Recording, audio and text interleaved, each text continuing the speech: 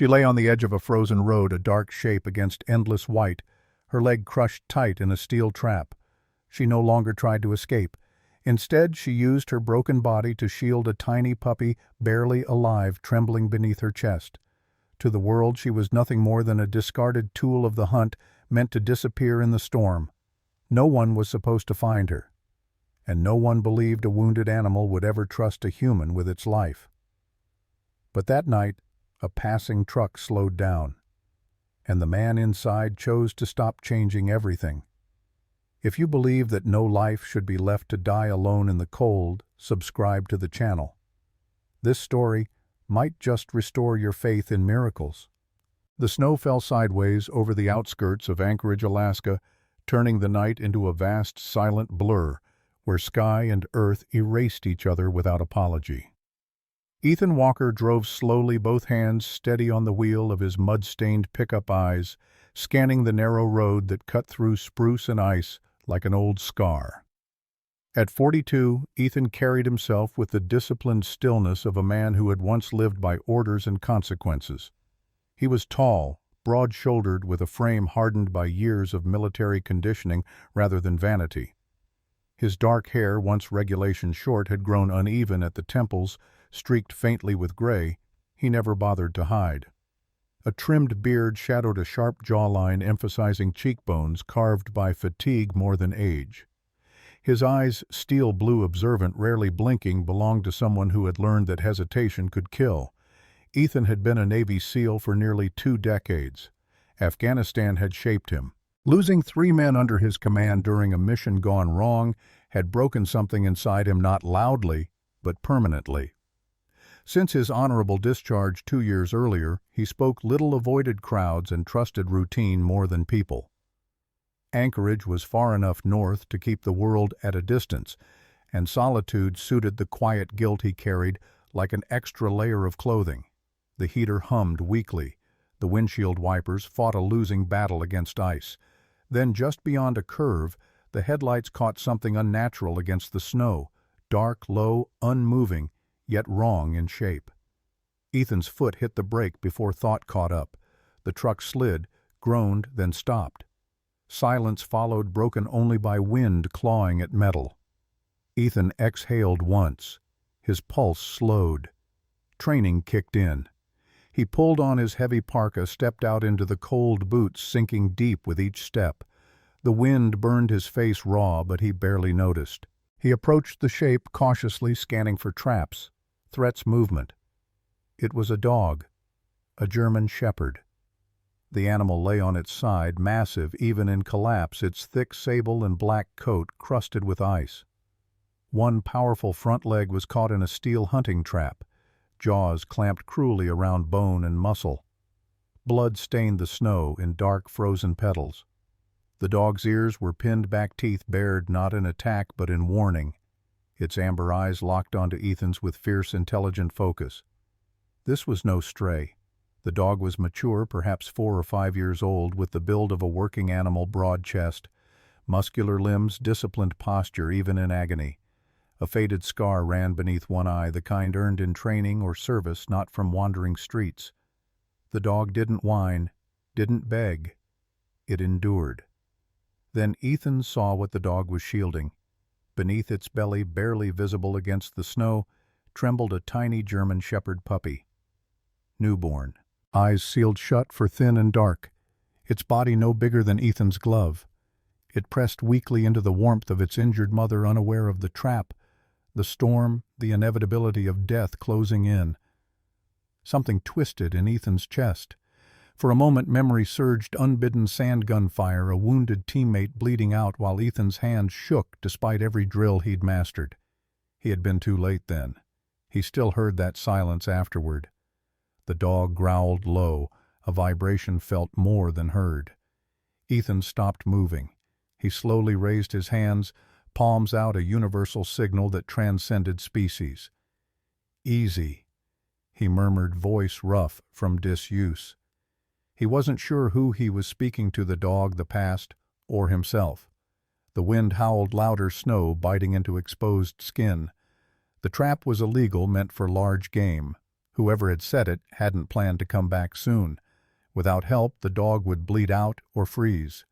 The puppy wouldn't last an hour. Ethan stood there, the cold creeping through his boots, weighing risk against consequence.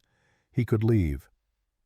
The rational part of him argued that nature was cruel, that interference changed nothing in the long run, that he owed nothing.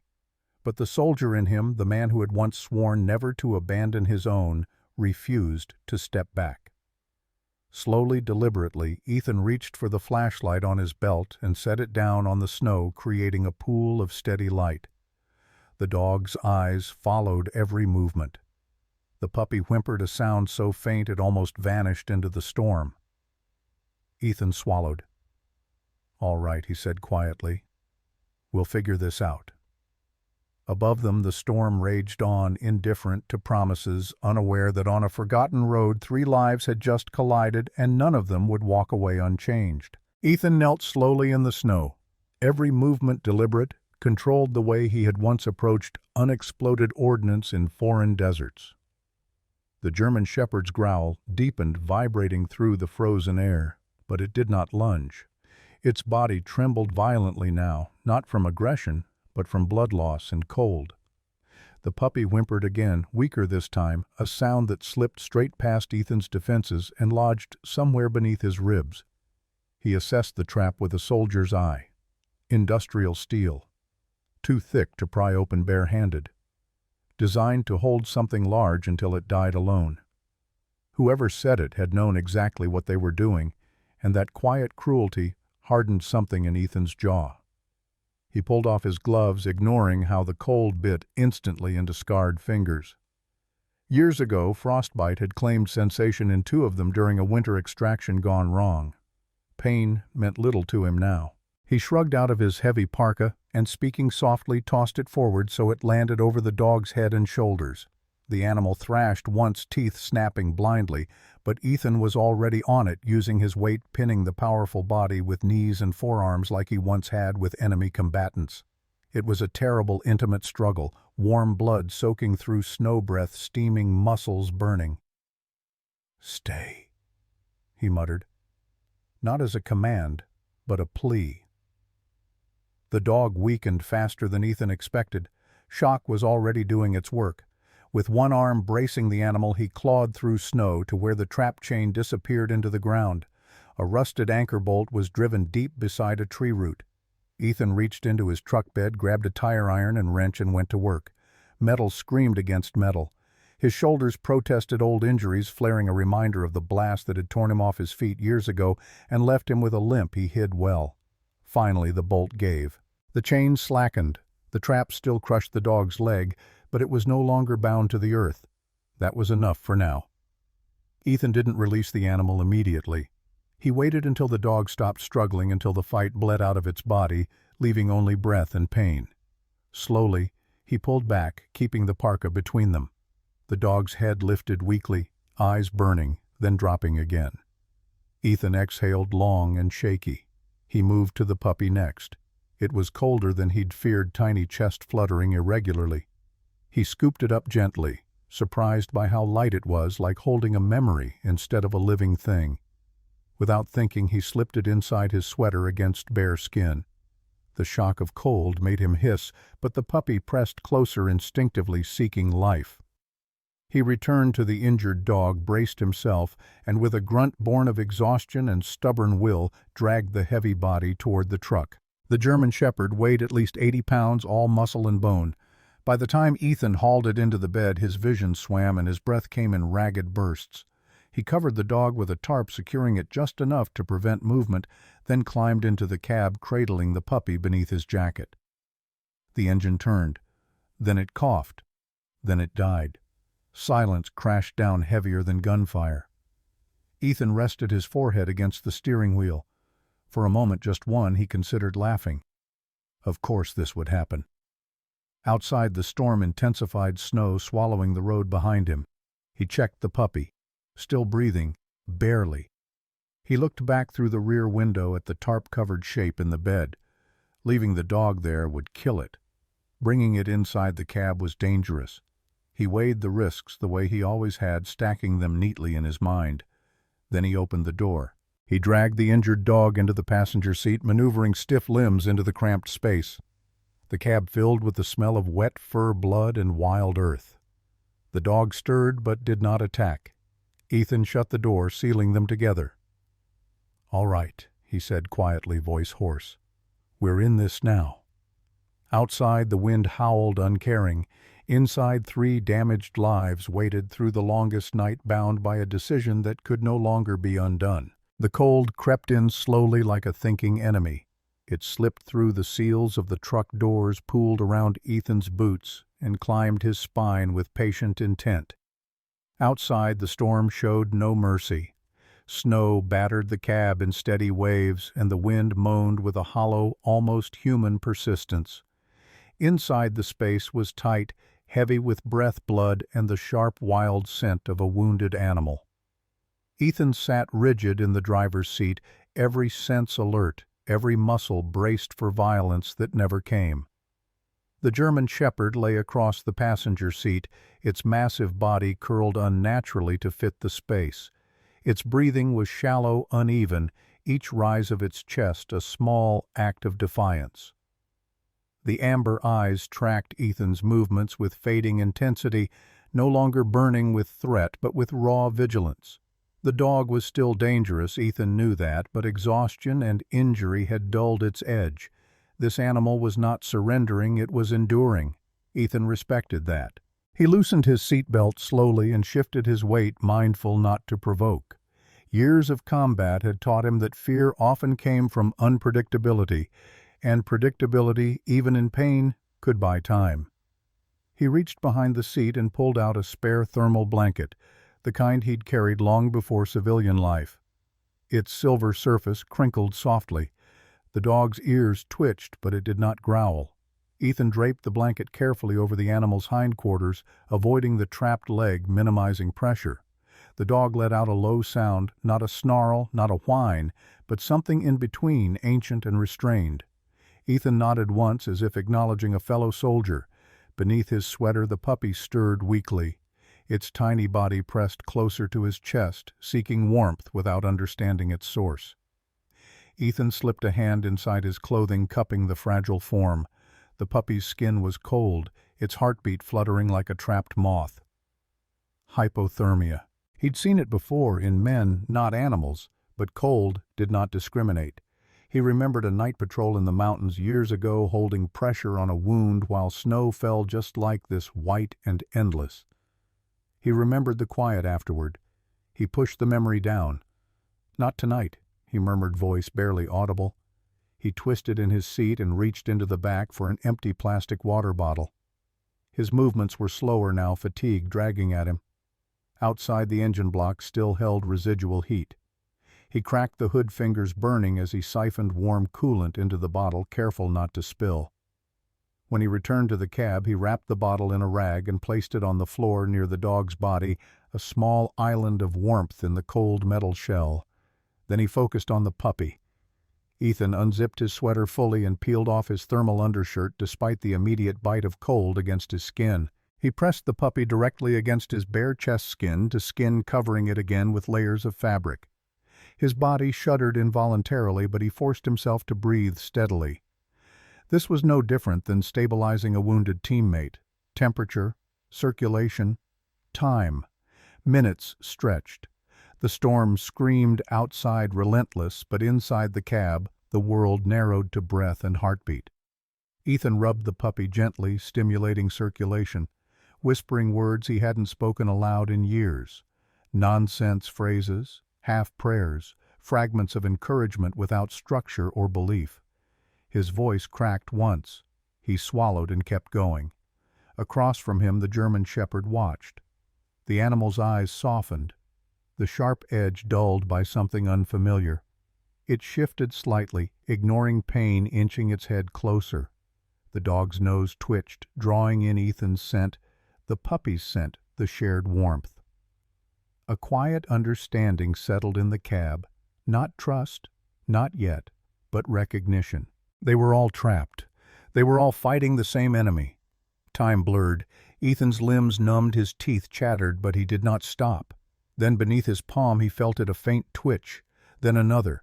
The puppy let out a thin, broken sound no louder than the creak of settling metal. Ethan froze, afraid to hope. The tiny chest rose more fully this time. A breath.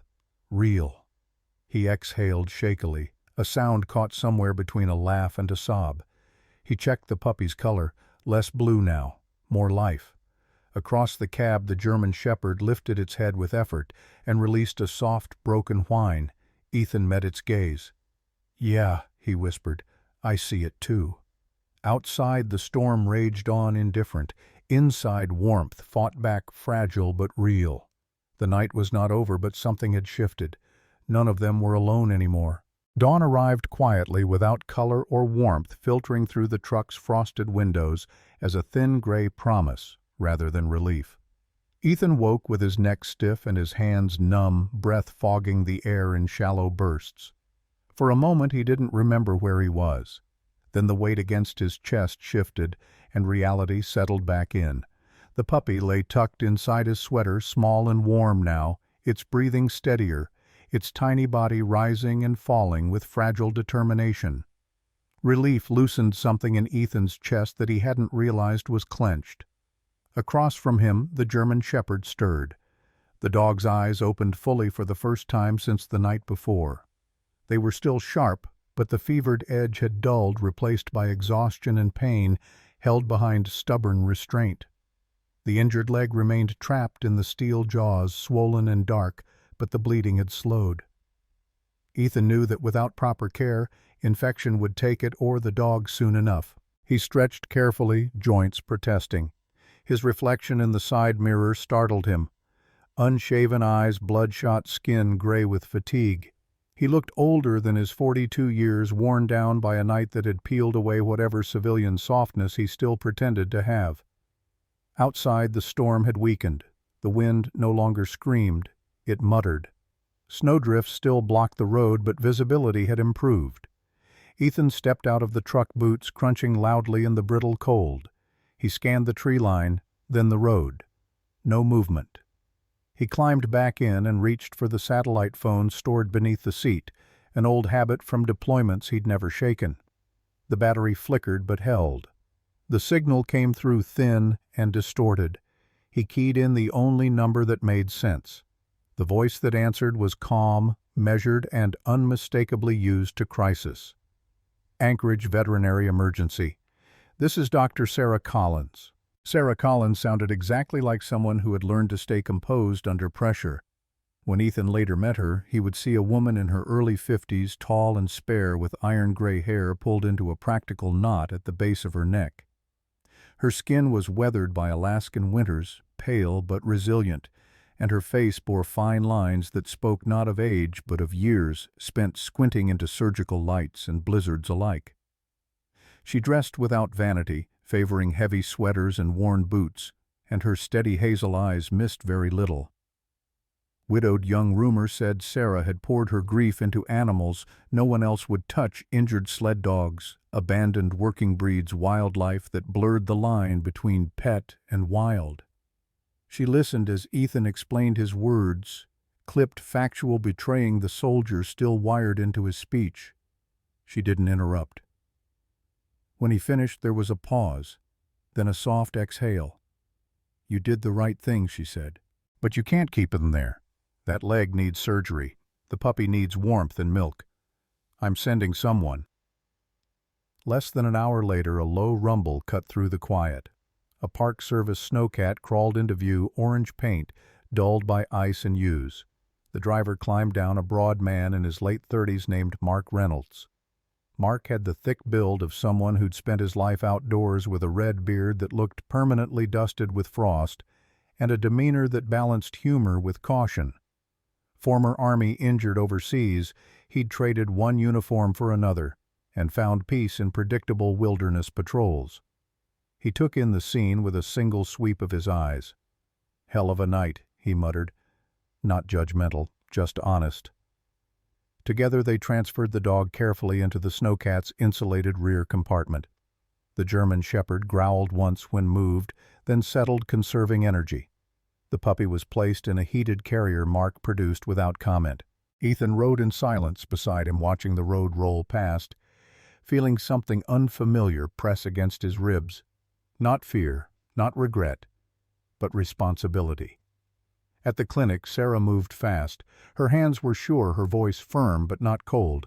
She assessed the leg, the puppy, then finally Ethan himself, her gaze lingering a moment longer than necessary.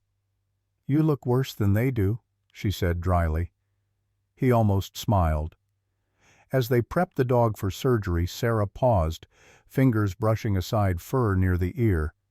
Beneath it, faded but unmistakable, was a tattooed serial mark. Not wild, not random. "This dog was trained," she said quietly, "and abandoned." Ethan nodded once. He already knew what that meant. When the surgery doors closed, he sat alone in the waiting room, hands clasped, exhaustion finally pulling him under. Outside, the sun climbed higher, pale and cold but steady. The worst of the night was over. What came next would not be easier, but it would be different. The clinic smelled of antiseptic and old wood, a strange mix that reminded Ethan of field hospitals improvised in places never meant to heal anyone. He sat with his elbows on his knees, hands clasped, staring at a faded photograph on the opposite wall, a younger Sarah Collins smiling beside a sled dog team, her eyes bright in a way time had softened but not erased. The surgery light behind the closed door glowed steadily, indifferent to the hours Ethan had been awake. For the first time since leaving the service, he felt the familiar tension of waiting without a mission to distract him, without orders to follow. This waiting was personal. When Sarah finally emerged, she pulled down her mask and let out a slow breath. Up close, she looked smaller than her voice had suggested, tall but slightly stooped from decades leaning over operating tables. Her gray hair had escaped its knot, framing a face both stern and kind, the kind of woman who didn't waste compassion but never withheld it when it mattered. "She's stable," Sarah said. "Lost tissue, but we saved the leg. It'll take time. And care." Ethan nodded, the words sinking in slowly. "And the puppy?" Fighting Sarah replied, "Like its mother." That earned the ghost of a smile. Later, Ethan was allowed in. The German shepherd lay on a padded mat, leg wrapped in thick bandages, chest rising steadily. The fever had broken. Her eyes opened when he stepped closer. They were clearer now, still guarded but no longer sharp with fear. Ethan crouched, keeping distance, letting her read him in her own time. "You're tougher than you look," he murmured. Sarah watched from the doorway.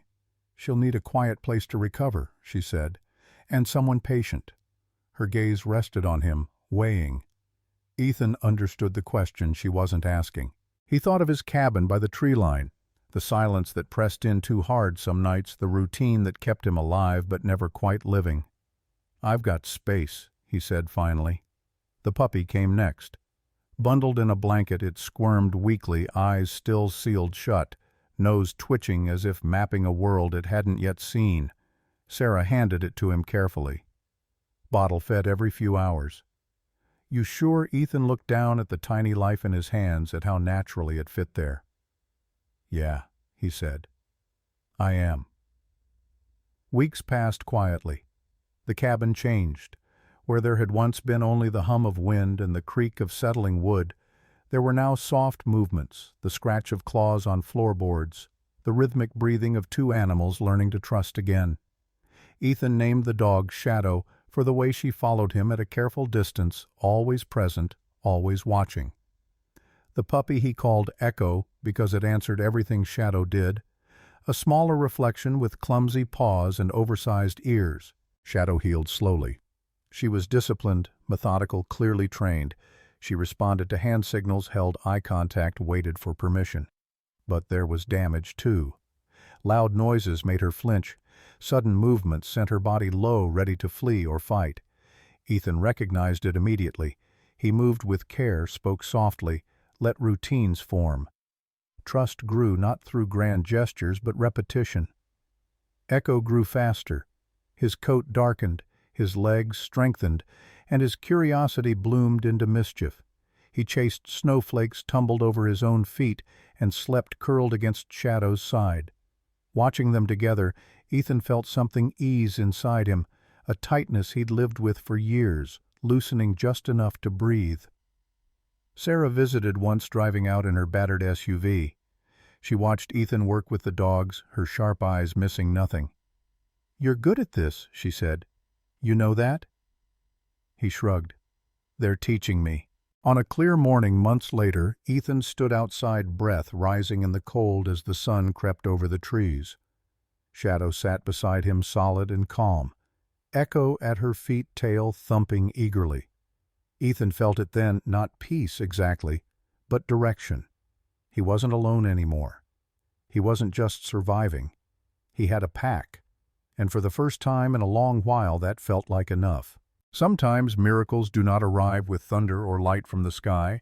Sometimes they come quietly wrapped in snow, disguised as responsibility, pain, and a choice to stay when it would be easier to walk away. In the darkest moments, God does not always remove the storm, but He places a life in our path and asks what we will do with the love still left in our hands. Ethan did not save Shadow and Echo because he was fearless or perfect. He saved them because compassion spoke louder than fear. And in doing so, God returned something Ethan thought he had lost forever: purpose. Perhaps that is how grace works in everyday life, not by changing the world all at once, but by changing one heart, one decision, one act of mercy at a time. If you are watching this and feeling tired, forgotten, or wounded by life, remember this: no one is placed in your path by accident. The kindness you give may become the miracle someone else is praying for, and sometimes it becomes the miracle that saves you too.